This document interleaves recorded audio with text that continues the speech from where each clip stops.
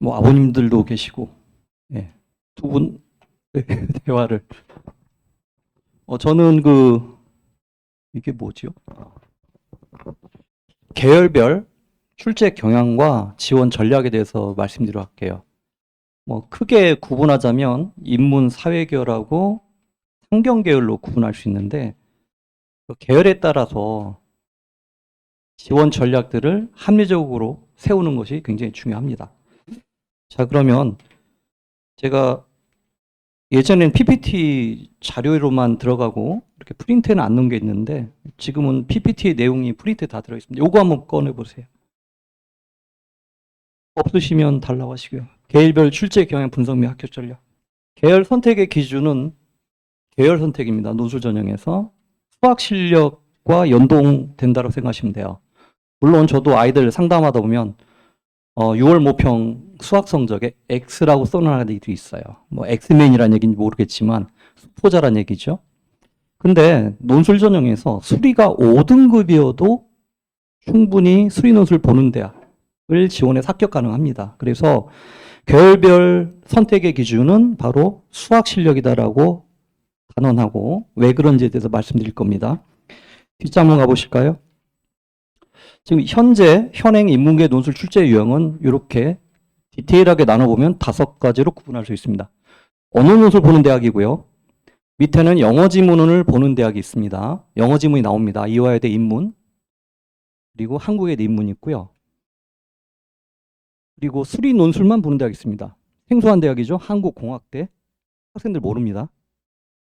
그리고 문제가 되는 거는 상당수의 대학들이 언어 논술과 수리 논술을 같이 봅니다. 그래서 여기서 말씀드린 수리 논술은 자연계 수리 논술이 아니라 인문계열 수리 논술입니다. 주로 사회 상경계를 구분해서 보는 경우 수리 논술을 내는데, 대부분 중위권 대학이 그러하고요. 그리고 인설권 대학 중에는 약술형 논술을 보는 대학이 무려 8개 대학입니다. 그래서 우리 아이가 수학이 4등급인데 뭐 인설권 대학에 언어 논술 보는 대학도 지원하고, 수학이 한 4등급 나와, 한 5등급 나와, 그러면 약술형 논술도 지원 가능하다. 그래서 조합을 잘 생각하셔야 됩니다. 여기 보시면 알겠지만 수리 논술 보는 대학, 언어 논술과 수리 논술 보는 대학들 보시면 약술형 논술을 보는 대학과 언어 논술과 수리 논술을 보는 대학으로 구성되어 있습니다. 그리고 연세대, 조상의 음덕이 있어야 합격 가능합니다. 나중에 원서 쓰실 때 우리 아이 연세대 쓰고 싶어요 라고 하실 때 전날에 용이 내려와서 여의주를 주면 그때 쓰시면 돼요. 단 수리 논술이 나온다. 이 수리 논술은 좀 이따 살펴보겠지만 벌써 눈빛들이 우리 아이는 아닌 것 같아 그런 눈빛인데, 여기서 수리 논술은 수학의 개념을 통해서 언어 논술과 연계해서 답을 써야 돼요.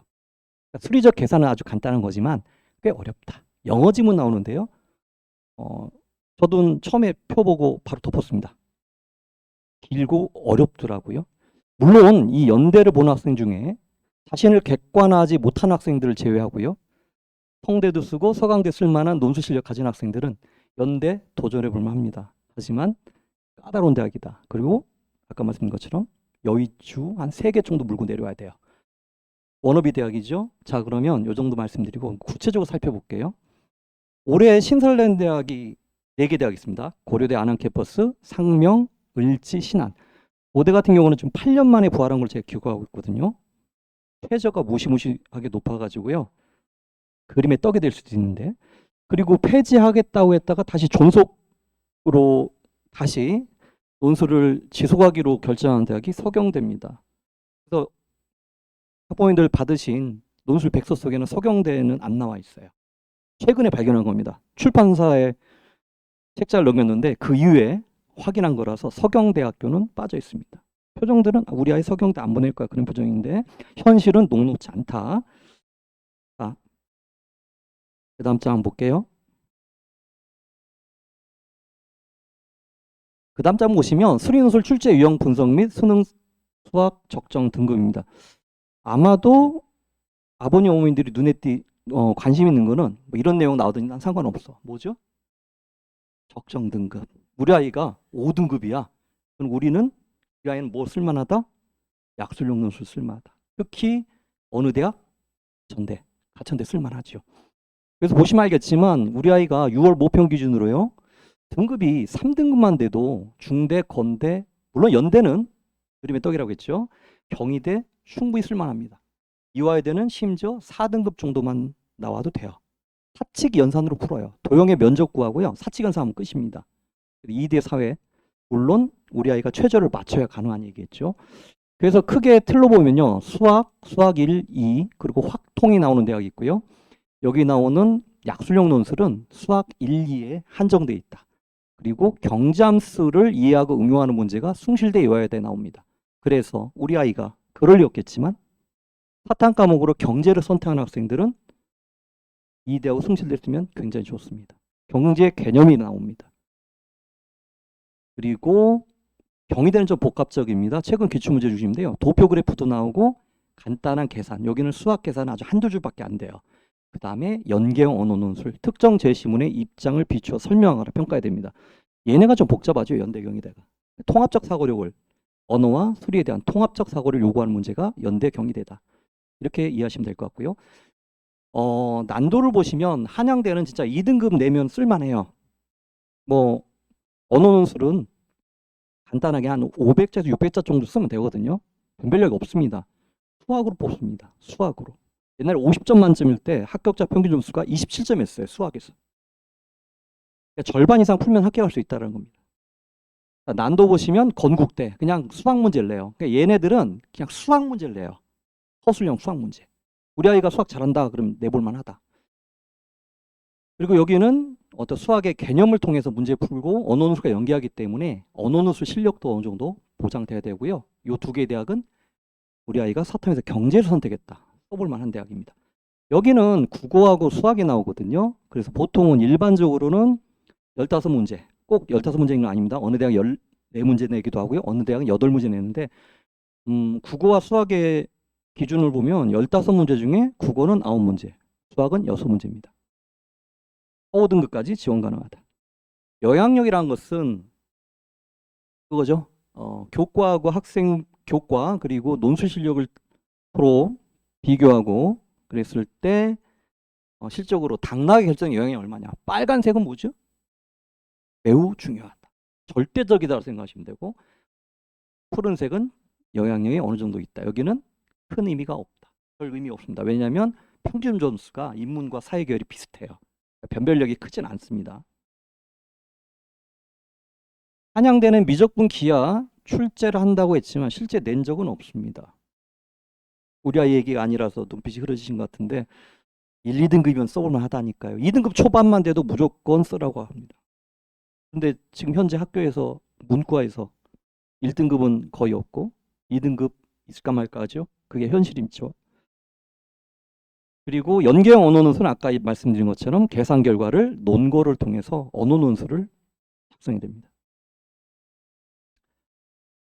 주어진 시간이 길지 않아서 요거 일일이 설명하기 힘든데 크게 보면 이렇습니다. 지금 대학의 레벨별로 갔는데 보시면 알겠지만 연대는 모든 계열이 봅니다.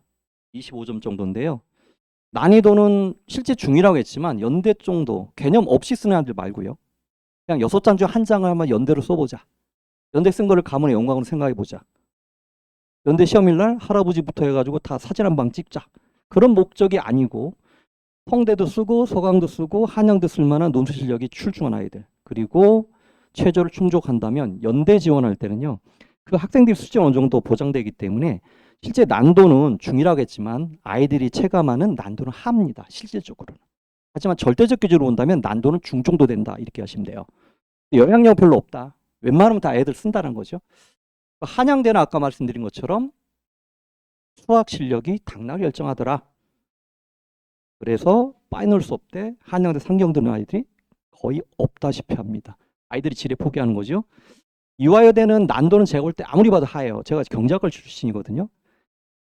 대학교 1학년 때 중간고사 문제 급도 안 돼요. 되게 간단한 문제인데도 아이들이요 겁을 먹습니다. 그래서 난이도는 제가 볼 때는 되게 하예요. 근데 영향력은 절대적이더라고요. 실제 학교 안 애들 보면. 그래서 여기는 30점의 배점이고 쉽지는 않다. 다만 경제학에 대한 개념만 충분히 이해한다면 능히 풀 수 있는 문제고 경제 함수를 아예 제시문에 알려줍니다. 손에다가 도구를 줬어요. 근데 아이들이 도구로 자해를 합니다. 도구를 통해서 문제를 풀어야 되는데 그 도구를 어떻게 쓸지를 몰라요. 경제에 대한 기본적 개념이 없기 때문에 그런 일이 벌어진 것 같습니다. 그리고 경희대는 아까 말씀드린 것처럼 영향력은 적다. 그리고 요 정도 말씀드리고요. 숭실대는 50점이라고 되는데 실질적으로는 1번 문항과 2번 문항 모두 수리 계산이 나옵니다. 그래서 실질적으로 100%라고 보시면 돼요. 숭실대가 그렇고요. 요 대학들은 이제 약술형이죠. 그래서 여기 나오는 이 분모에 있는 거는 총 출제 문제, 그리고 요 앞에 있는 건 수리 논술 문제입니다. 이렇게 이해하시면 될 것 같아요. 자, 난도는 합니다. 4, 5등급이면 충분히 풀 수 있다. 하지만 영향력은 이걸로 뽑는 거죠. 교과 아무리 좋아도요. 교과에 편차는 별로 없습니다. 아이들. 2등급이 가천됐을까요? 안 써요. 비슷해요. 그렇기 때문에 논술이 결정적인 강락의 요소다. 이렇게 이해하시면 돼요. 숭실대는 아까 말씀드린 것처럼 문항일도 수리 논술과 결합했기 때문에 실질적으로는 100% 봐야 된다. 근데 제가 작년도 숭실대 경상계 문제를 보고선 바로 덮었어요. 갑자기 난도가 확 올라갔습니다. 학교의 자존심을 보여주는 것 같아요. 자, 다음 장 보도록 하겠습니다. 대학에서 밟히느냐 아니죠. 아이들이 수학에 밟히고 있어가지고 그게 관념에 남아있던 것 같습니다. 대학에서 발표하는 출제 의도는요. 수학 제시문과 문제에 주어진 정보를 논리적 이야기. 그러니까 웬만한 정보를 줘요. 심지어는 도함수의 개념 같은 거를 제시문으로 줍니다. 자꾸 떠올리려고 하지 마세요. 기억 안 나시죠? 도함수. 예, 도함수의 개념도 주고요. 확통의 기본 공식 같은 거 알려줘요. 그걸 아이들이 활용을 못한다는 게 문제입니다. 두 번째는 답을 찾는 논리적 관점을 수리적으로 표현하기. 수리적으로 표현한 겁니다. 계산 과정이 나와야 돼요. 단순한 계산 실수로 마지막에 답이 틀렸다 하더라도 계산 과정에 맞다면 감점 요소는 별로 없다. 이렇게 이해하시면 돼요. 근데 아이들이 뭐 자기가 정답을 맞췄는지 안 맞춘지 모르는 게 수리 논술입니다. 그냥 느낌상 잘 봤구나 그러면 합격할 수 있는 거고 그렇게 이해하시면 돼요. 수리적 능력을 활용해 논리적 결론 제시하기. 자, 그리고 주요 출제 유형은 제가 기출 문제를 분석해 보니까 한 여기 나오는 7가지 정도로 비결되는 것 같습니다. 네. 간략하게 말씀드리고요. 자, 여기서 주목해야 될 부분은 뭐냐면요. 제가 안타까운 거는 사회 상경계 수리논술 보는 대학이 지원율이 많이 떨어집니다. 지원율이 떨어지는 이유는 뭘까요? 너무나 당연한 거죠. 수학을 못하니까. 수학 3등급이에요. 제가 볼 때는 상경계를 원하거든요. 수리논술 볼 수 있는 대학 많아요. 근데 수학 잘하는 애들 몰릴 거라 생각합니다. 뭐 1, 2등급이 몰린다고 생각하나 봐요. 절대 안 그렇습니다. 수학 1, 2등급이면 정시로 가야죠. 그죠? 논술 공부 안 한 상황이면. 여기서 주목하실 거는 아이들이 왜 이과에 몰리죠? 왜 의대 정원 는 거에 대해서 우리 아이 문과인데 왜 관심이 가는 걸까요? 우리 아이가 그죠? 미래의 삶을 어떻게 윤택하게 살 것인가 고민이죠. 우리 아이는 인문계를 갔습니다. 당연히 머릿속에 뭐가 떠오르죠? 우리 아이가 한문학과 나와서 뭘 할까? 서당 훈장을 할까? 국문과 나왔는데 작가가 돼야 되나? 문과를 나왔다면 어머니들이 취업을 생각하실 수밖에 없죠. 우리 아이 미래. 그러면 취업이 잘 되는 건 상경계열이에요. 상경계를 잘 안 씁니다. 요즘 아이들. 지원율 자체도요. 인문계열보다 2분의 1에서 3분의 1까지 뚝 떨어집니다. 그 이유는 내가 수학을 못하니까라는 생각 때문에 그렇습니다. 하지만 선발 인원을 보면요. 연대는 생각하지 마세요. 100%. 그리고 한양대는 56.8%. 자, 선발 인원, 인문 선발 인원 중에 상경계 56.8%, 이대는 58%, 중대는 적네요. 40.6%, 경희대는 70.4%입니다. 그리고 건국대 53.5%, 숭실대 적습니다. 3.2%. 비중이, 선발 비중이 큰 대학들이 있습니다. 그리고 그렇기 때문에 수학이 뭐 3, 4등급만 해도 내가 그리고 환경계에 관심 있다 그러면 써야 돼요. 자, 그리고 이건 합격자 평균 점수인데 빨간 부분이 유의미한 거죠.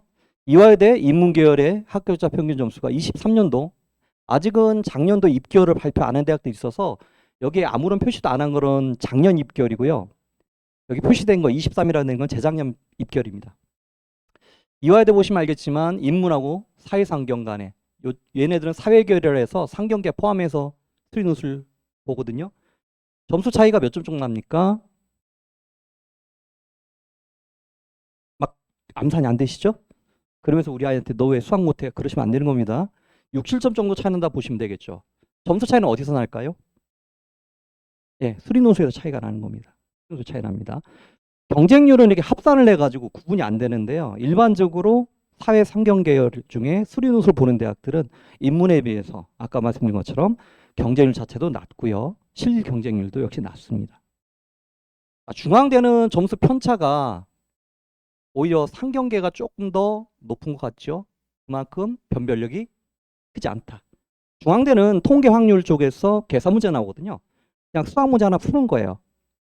그래서 중대 정도의 최저, 영어 2등급을 1등급으로 쳐주죠. 그래서 6등급 3함 6에 충족한 학생들은 수학이 어느 정도 나오는 애들이겠죠. 수학 문제 푸는데 그건 지장 없습니다. 3등급이면 충분해요. 근데 아이들이 웬만큼 다 풀기 때문에 점수의 편차가 오히려 상경계가 좀 더 높아 보일 정도로 착시 현상이지만 변별력이 없다. 경쟁률 보시면 이게 이제 실경쟁률이거든요. 물론 인문이 9.2대 1부터 20.7대 1인데 상경은 10.4대 1, 13.6대 1 정도. 여기 보시면 굉장히 폭넓지만 좁죠. 하지만 실경쟁률은 상대적으로 이쪽에 좀 위치하고 있는 거니까 실경쟁이 좀 다소 낮다고 보시면 되고요. 경희대 같은 경우는 뭐 얼추 보시면 알겠지만 인문의 2분의 1 정도라 보시면 돼요. 건국대 같은 경우도 수능 최저 충족률은 상경이 당연히 높은 분포를 보고 있는데 눈에 띄는 건 인문사회하고 상경의 점수 차이입니다. 몇 점 정도 차이 납니까? 최소점으로 차이 나도 최소점으로 따져도 한 16, 7점 차이 나죠. 어디서 갈린다? 수리논술에 갈린다. 언어논술 40점, 수리논술 60점이거든요. 언어논술은 그래프 도표가 나오는데 쉽게 나오거나 어렵게 나와서 변별력이 없습니다. 수리논술에서 무조건 뽑는 거다라고 생각하시면 되고요. 숭실대 같은 경우 60점 만점인데 100으로 환산하니까 인문이 67.5, 상경이 48.3입니다. 48.3이 합격자 평균 점수다. 수리논술에 대해서 아이들이 굉장히 취약한 모습을 보이고 있다. 근데 전반적으로 100점 환산할 때도 점수가 낮죠. 숭실대 문제 어려워서 그런 겁니다. 자, 이 정도 살펴보시고요. 선발위원회 보시면 알겠지만 전반적으로 사회상계가 많다. 하지만 경쟁률은 다소 낮은 편이다. 이렇게 하시면 될 것 같아요. 다음은 학교별인데요. 학교별은 그냥 간단히 말씀드릴게요.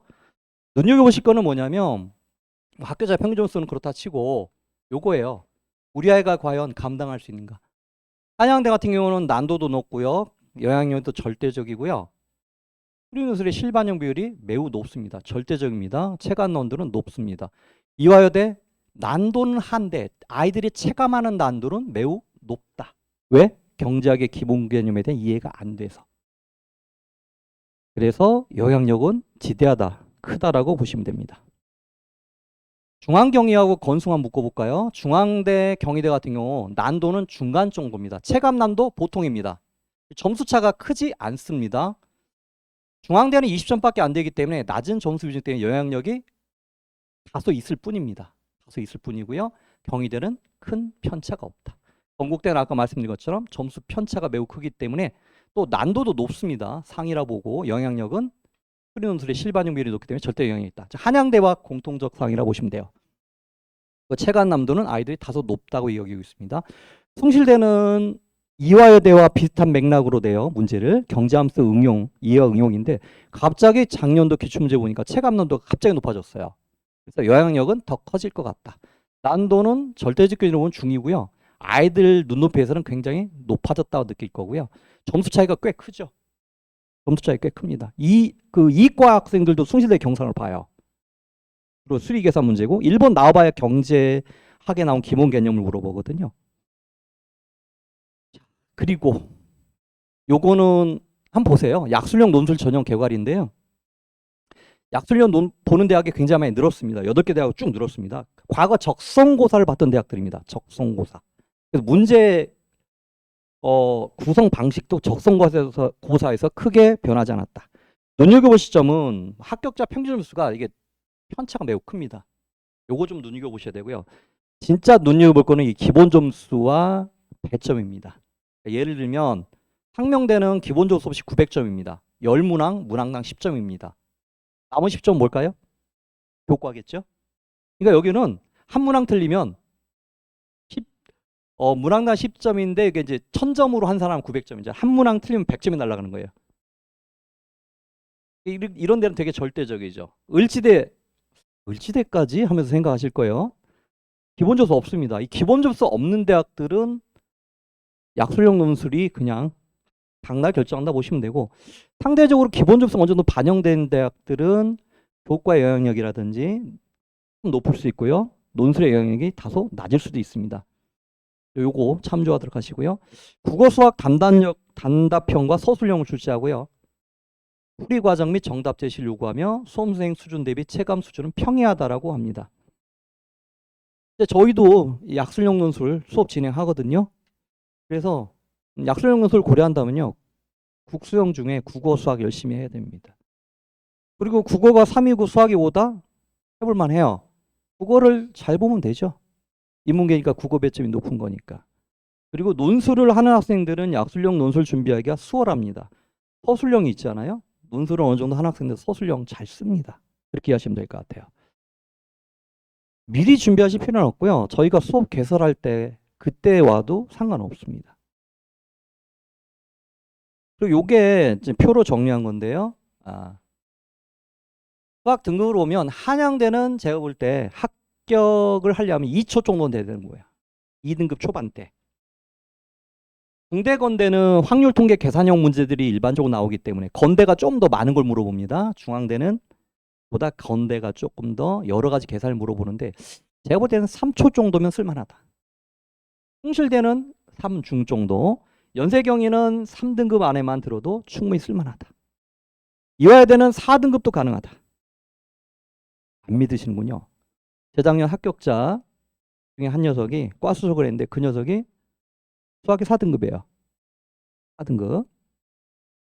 아직도 의아한 눈빛으로. 그리고 이 8개 대학은 4등급에서 5등급 되면 충분하다. 그렇게 이해하시면 돼요. 그럼 지원 전략을 말씀드리면 수능 수학 등급 한숨이 나오시죠? 그죠? 우리 아이는 수학에 재질이 없나 봐. 그렇게 생각하시는데, 모평 성적에 걸맞는 대학 지원 결정을 하셔야 된다. 요거 참조하시고요. 실질 반영 비율과 난도를 고려 결정. 언어 논술 실력 취하게 되어 수학 실력을 합격 가능하다. 그래서 아까 말씀드린 것처럼 평균 점수를 보시고요. 상경계 사회 계열이 인문보다 현저히 떨어진다 그러면 수리 논술이 당락을 결정한 요소다 생각하시면 돼요. 그렇게 지원하시고요. 또 선생님들이 잘 아시니까 나중에 원서 쓸 때 선생님한테 물어보시면 되고요. 그리고 실질 반영 비율을 보면 한양대 건대는 절대적이다. 언어 논술 대략적으로 써도 수리 논술로 가능하다.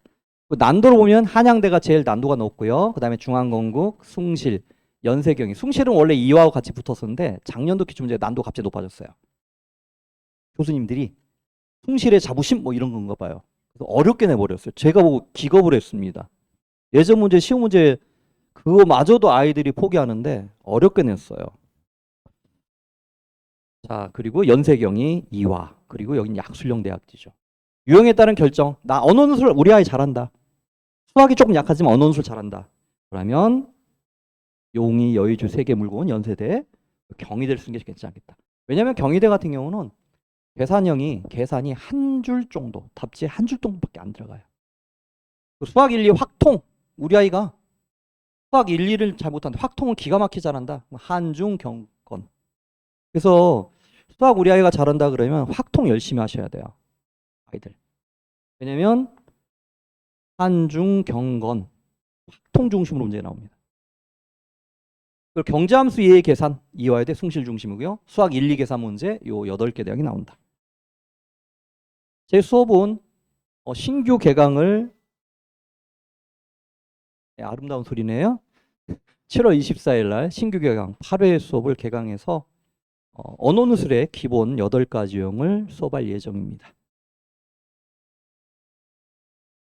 한숨 쉬지 마시고요. 논술은 절대평가가 아니라 뭐죠? 상대평가입니다. 6개 대학 쓰면 그중에 2개 대학은 잘 볼 거고 평소보다 2개 대학은 평소와 비슷하게 볼 거고 2개 대학은 망치겠죠. 선택이란 것은 항상 뒤를 보지 않고선 과감하게 해야 될 필요성도 있는 겁니다. 이 정도 말씀드리고 제 파트는 끝내도록 하겠습니다. 감사합니다.